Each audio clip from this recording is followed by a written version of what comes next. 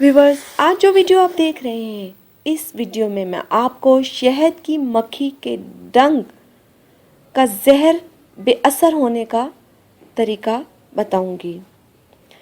Viewers, बाज़ औक़ात बच्चे किसी बाग वगैरह में गए हुए होते हैं, इवन कि आप लोग ख़ुद किसी जगह बाहर गए हुए होते हैं, दरख्तों वगैरह के नीचे बैठ जाते हैं, तो इंसान को पता नहीं चलता कि शहद की मक्खी काट जाती है। तो व्यूवर्स, जब भी शहद की मक्खी काट ले तो बहुत बड़ी तकलीफ़ और जलन होती है। इसके लिए व्यूवर्स, आपने कहीं दम वगैरह नहीं करवाना जाना और ना ही फ़ौरन दवाई के लिए जाना है। इसका आसान तरीका मैं घर में बताती हूँ। प्याज का एक ताज़ा स्लाइस काटें, यानी कि प्याज काट लें फ़ौरन से। जैसे ही शहद की मक्खी काटे तो कहीं से भी प्याज लेकर, अव्वल तो प्याज घर में ही होता है, और लेकिन अगर आप बाहर होते हैं तो किसी के घर से भी प्याज ले लें।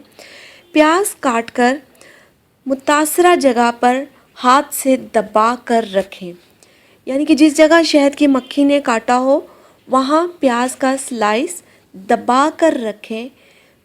इंशाल्लाह तालाहुल अज़ीज़ आप ख़ुद देखेंगे कि जैसे जैसे आपने दबा के रखा है वैसे वैसे आपकी दर्द वाली जगह का दर्द भी ख़त्म हो जाएगा और डंक का जहर भी बेअसर हो जाएगा।